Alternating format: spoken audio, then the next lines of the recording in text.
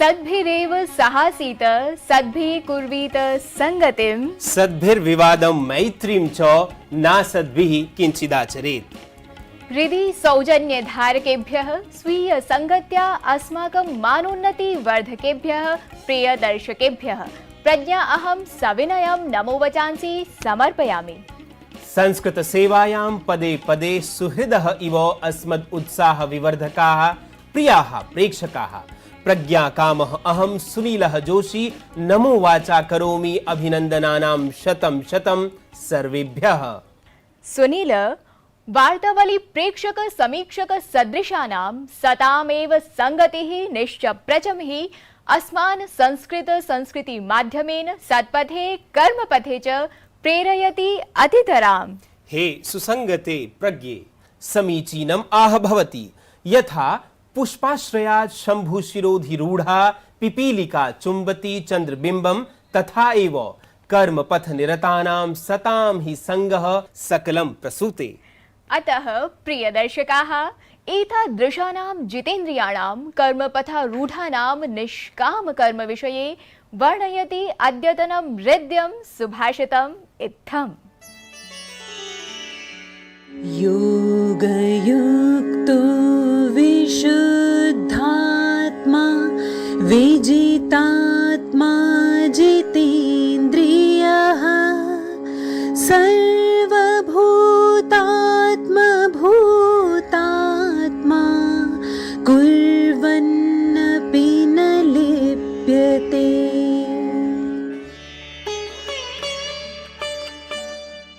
जो योग से संयुक्त है, जिसका हृदय संशुद्ध है, जिसने स्वयं को जीत लिया है, जो जितेंद्रिय है और जिसकी आत्मा सभी प्राणियों की ही आत्मा है, ऐसा कर्मयोगी कर्म करता हुआ भी उनसे अलिप्त रहता है।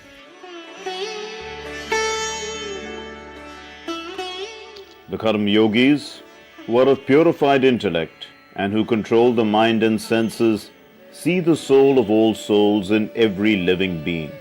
Though performing all kinds of actions, they are never entangled. सुभाषितम् एतत् सम्यक् संदिशति। प्रज्ञे अहं विभावयामि यत् यः अद्वैत भाव भरितः जितात्मा खलु सः एव एतस्मिन् लोके आत्मानं सम्यक् प्रबन्धयितुं सक्षमः। सुनील, किन्तु एषः लोकः तु संयतः असंयतः च इति द्विधात्मकः न वा? सत्यं दर्शन शास्त्र रुचिमते प्रज्ञे द्वैतात्मकं जगत् एतत् प्रवाहि वार्ता माध्यमेन अति सुस्पष्टं ज्ञायते। अतः दर्शक सहितं जागतिकाः घटनाः दृष्टिपथं करोतु इति। प्रधानमंत्री नरेंद्र मोदी उत्तर प्रदेशस्य जलौन जनपदस्य कथेरी ग्रामे बुन्देलखण्ड एक्सप्रेसवे इत्येतस्य शुभारम्भं कृतवान्। 50,000,14,14 प्रायः 300 लम्बिता एषा एक्सप्रेसवे परा परियोजना बुन्देलखण्ड क्षेत्रे औद्योगिक विकासं सबलयिष्यति, स्थानीय युवजनान् लाभेन संयोजयिष्यति। प्रधानमंत्री नरेंद्र मोदी झारखण्डस्थे वैद्यनाथ ज्योतिर्लिंग मंदिरे सश्रद्धं सविधानं च पूजार्चनादिकं सम्पादितवान्। तेन राष्ट्रोन्नयनार्थं भगवतः शिवस्य विशेषाराधना कृता। इतः प्राक् प्रायः 16,000 कोटितः अपि अधिकराशि समन्वितानाम् अनेकासां परियोजनानां युगपदेव शुभारम्भः शिलान्यासः अपि प्रधानमन्त्रिणा कृतः। प्रधानमंत्री नरेंद्र मोदी नवसंसद भवनच्छद्यां राष्ट्रप्रतीकचिह्नस्य अशोकस्तम्भस्य अनावरणं कृतवान्। अत्रत्यः कांस्य निर्मितः अशोकस्तम्भः 9,500 किलोग्राम भारयुतः 6.5 सम्मितोच्चः च परिकीर्त्यते। अत्र अवसरे प्रधानमन्त्रिणा सम्बद्धे निर्माणकार्ये संलग्नैः श्रमिकैः सह संवादः अपि साधितः। गुजरात, महाराष्ट्र, मध्य प्रदेश, तेलंगाना राज्यानि समेत्य अनेक राज्येषु अधिकवृष्टिवशात् जलविप्लवाच्च साधारणं जनजीवनं दुष्प्रभावितम्। गुजरातस्य नवसारी वलसाड क्षेत्रतः बृहत् संख्यायां जनाः ससुरक्षं प्रापिताः। जलप्लववृष्टित्रस्तान् जनान् यावत् दैनन्दिन सौविध्य प्रापणार्थम् अनेकत्र राष्ट्रियापत् प्रतिकारबलं समेत्य साहाय्य प्रापकाभिकरणानि संलग्नानि सन्ति। मे मासे देशस्य औद्योगिकोत्पादने प्रतिशतं 9 संमितं वर्धनमस्ति अंकितम्। विनिर्माणक्षेत्रीयम् उत्पादनं तावत् प्रतिशतं 20% अपि अधिकं वर्धनं साक्षात्कृतवत्। महार्गतायाः प्रातिशत्यमपि जून मासे 7 किञ्चिदधिकमेव अंकितमभवत्। शिवमन्दिरेषु मन्त्रोच्चारैः सह श्रावणमासिकः आरम्भः दिव्यतां प्राप्नोति। देशस्य प्रसिद्धतीर्थस्थलेभ्यः शिवभक्तिपरा यात्रा समारब्धा अस्ति। शिवभक्ताः गङ्गाजलाभिषेकपूर्वकं भगवन्तं शिवं सश्रद्धम् आराधयन्तः दरीदृश्यन्ते।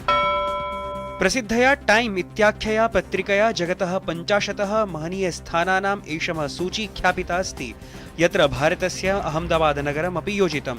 टाइम इत्येतया पत्रिकया साबरमती नद्याः तटे स्थितस्य गान्ध्याश्रमस्य अथ नवरात्रोत्सवस्य च उल्लेखपूर्वकम् अहमदाबादनगरम् अत्र योजितम्। तावत् अहमदाबादमतिरिच्य एतस्यां सूच्यां केरलराज्याय अपि स्थानं दत्तमस्ति।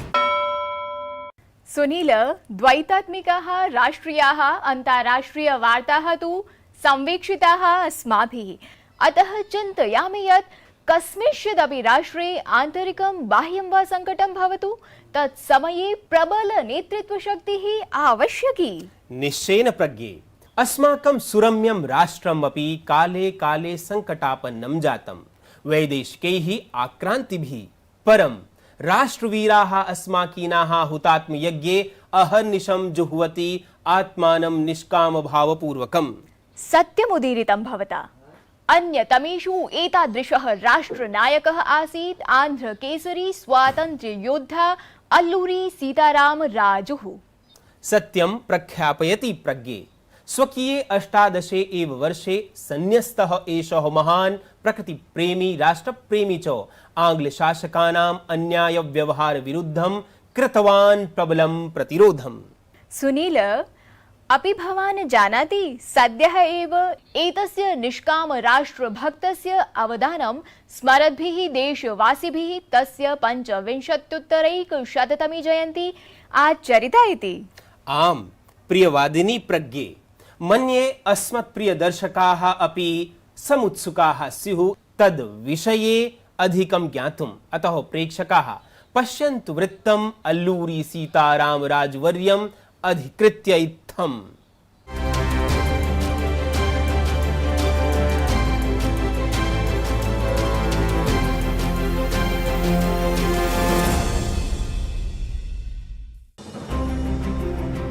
भारतभूम्यै अत्रत्य सन्ततिभ्यश्च सर्वस्वसमर्पणशीलानां महानायकानां सुदीर्घा अस्ति परम्परा। अथ परम्परायाः एतस्याः शृङ्खलायाम् अग्रगण्यत्वं भजते आन्ध्रप्रदेशस्य Alluri Sitaram राजुवर्यः।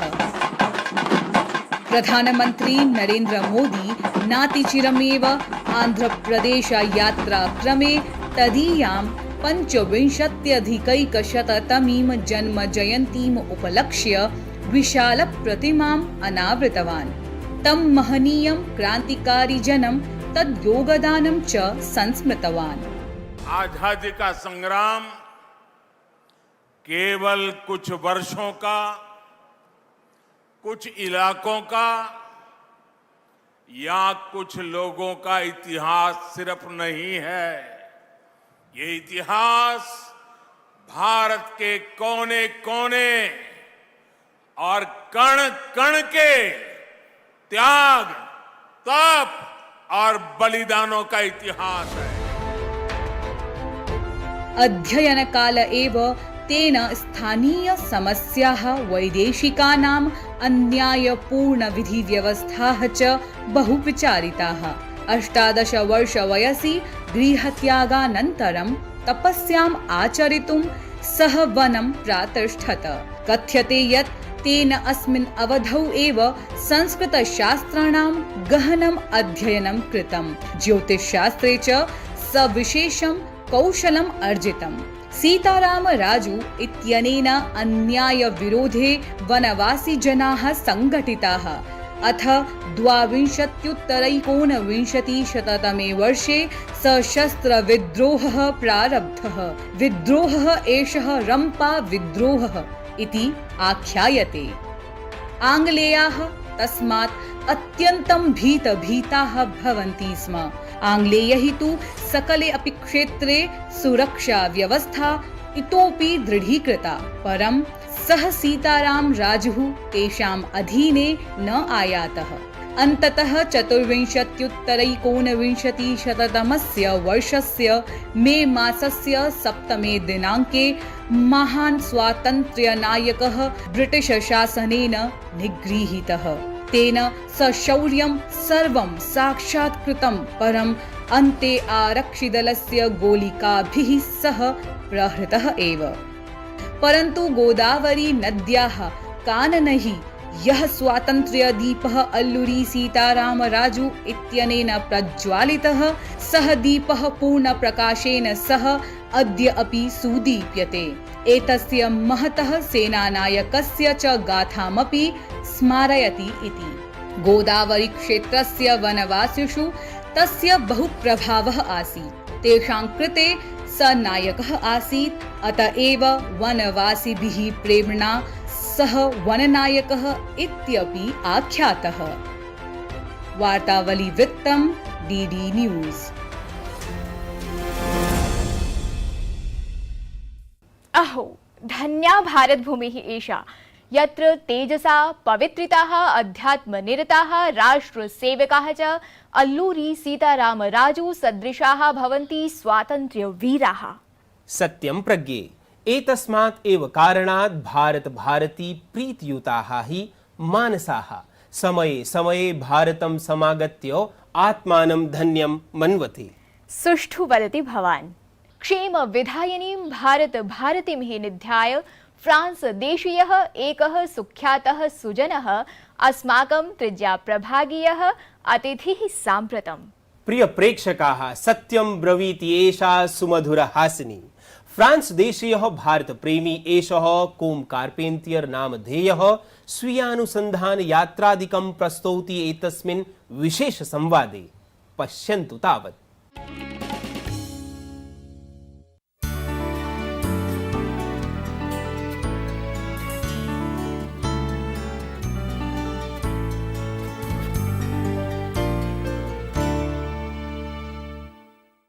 From India to Infinity अथा इंद्रप्रस्था रिविजिटेड इत्येतादृशानां पुस्तकानां लेखकः पाश्चात्य विशारदः अथ भारतविद् अपि कोम कार्पेंटियर डे गॉर्डन महोदय।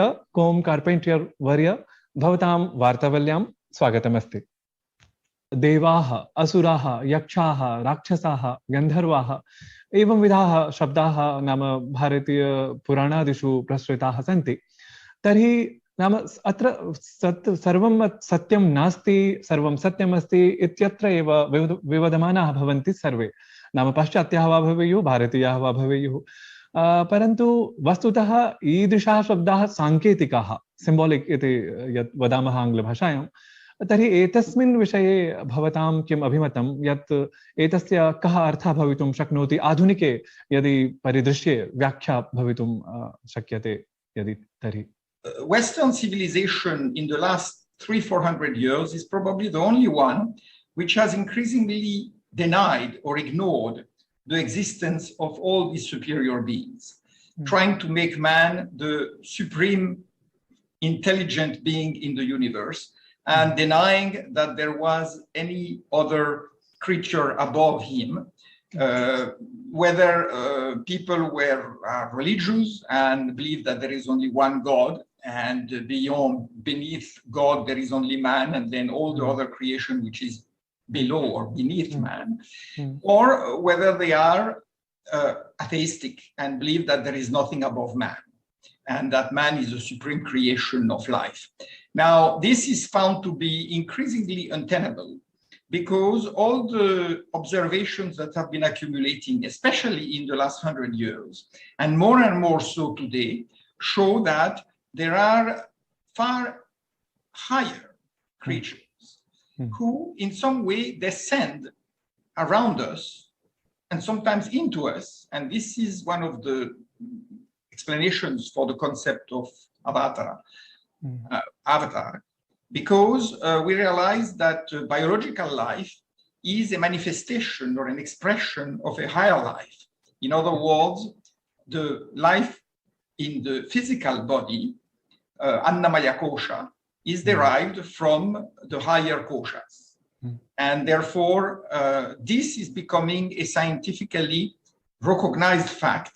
And I could mention many scientific references to that effect, but of course, I will not have time to do so in this brief interview. Okay.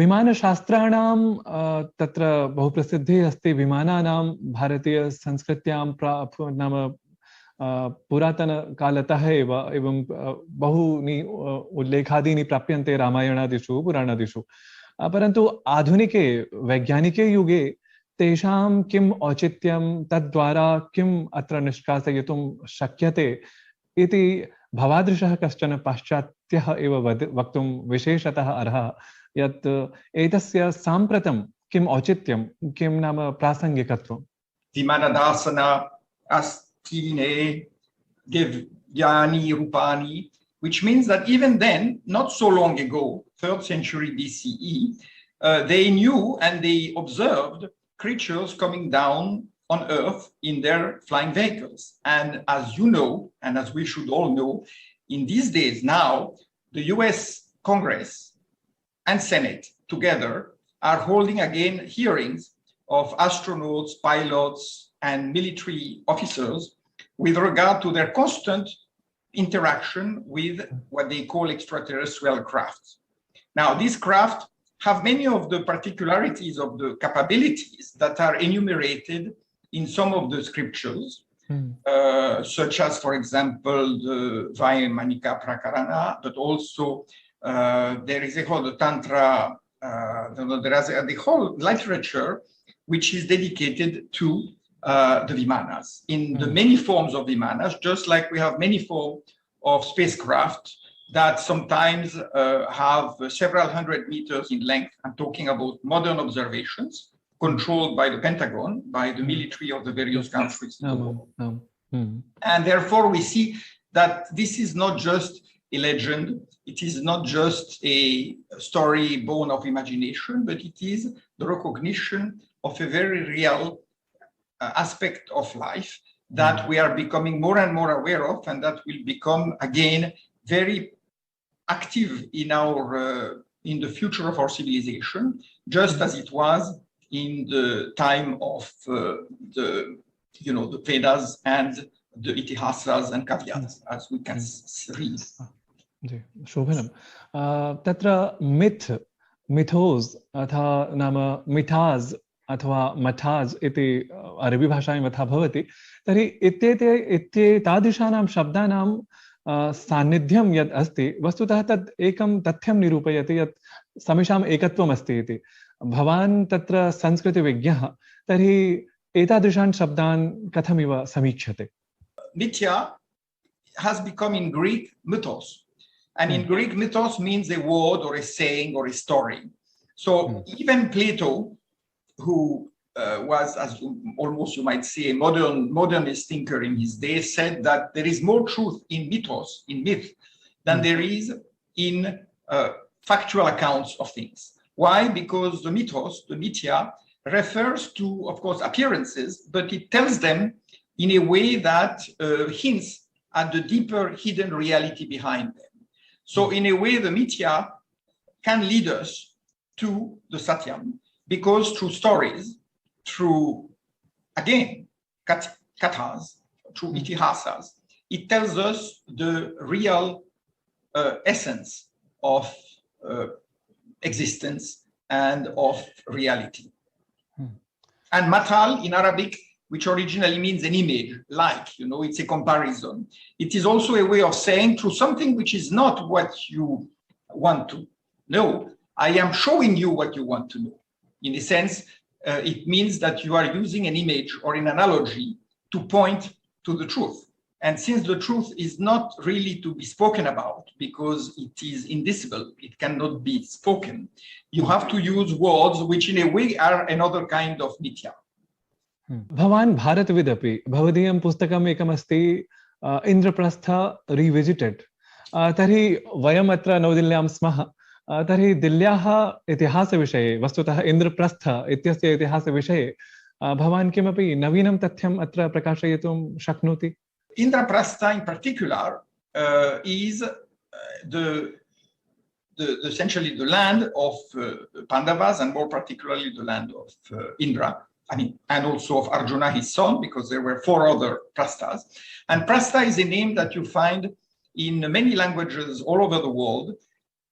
It is pratum in Latin, Latina Bhasha, which also means the same thing. It means a land or a field which is under the control of the king. And we know that Indraprastha, in the times of Mahabharata, extended all the way from what is now Puranakila and south of Puranakila, all the way to the Nigambod Ghat on Yamuna. So it was a very large piece of land. It was the domain of Arjuna, and this has been its vocation since that time. So the very notion of Indraprastha as a sort of an archetype of the city, where we know that Maya, the architect, buried some very hallowed relics, in fact, taken from the Himalayas, from Mount Meru, and in particular, a Vajra made with the bones of Dhagich Rishi. So this is still buried under Delhi, and this is the key to the power that lies in Indraprastha. सम्यक् महोदय भवत् प्रतिपादितैः वचनैः नाम न केवलं भारतीयाः अपि तु पाश्चात्याः येऽपि सन्ति तेऽपि नाम प्रेरिताः भवेयुः भारतम् अधिकं ज्ञातुम् अथ विशेषतः ईदृशी प्रवृत्तिः अपेक्षिता भवति यत् पाश्चात्याः अथवा भारतीयाः येऽपि सन्ति ते परस्परं सम्मिल्य विशेषतः शोधादिकं कुर्युः इति भवतां वचनानि एव वस्तुतः प्रेरकाणि। नमो नमः। प्रणाम।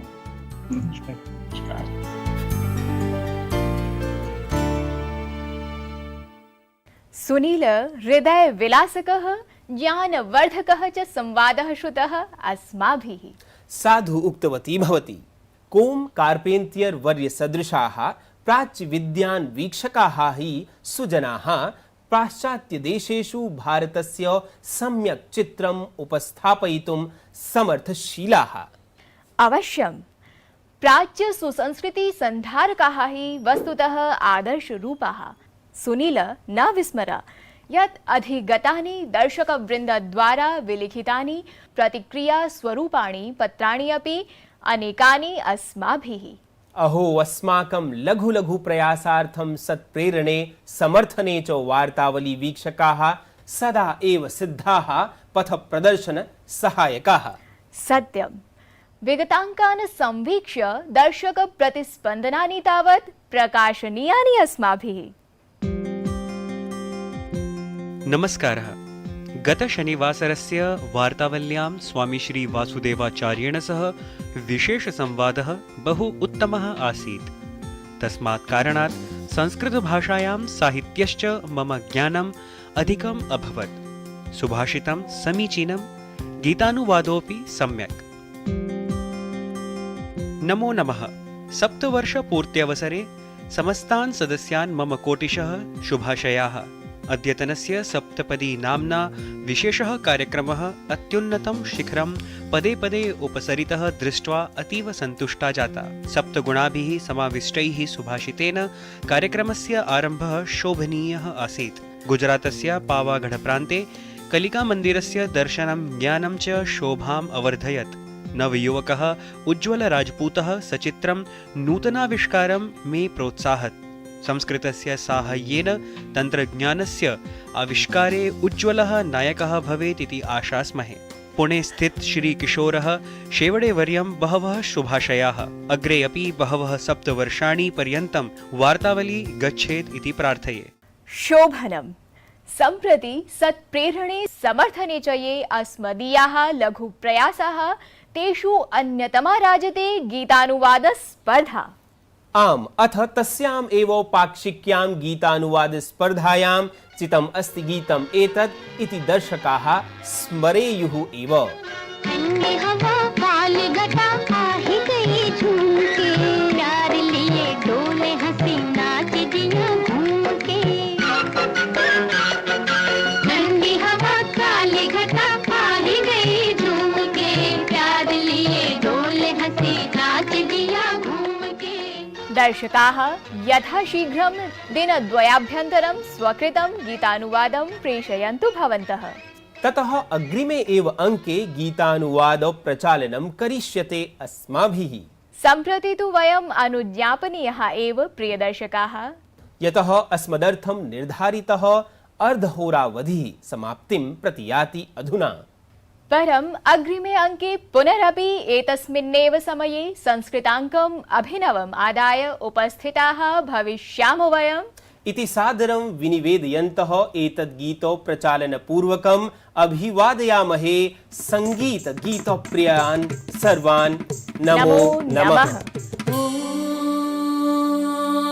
नमः शिवाय। ॐ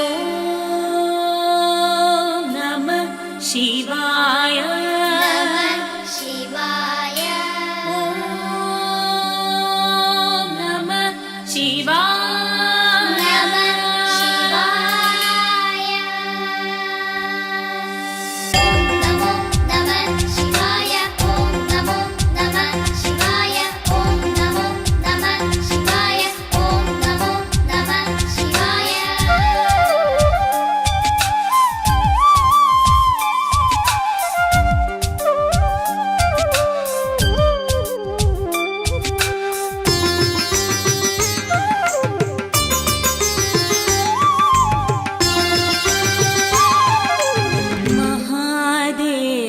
शिव शम्भो।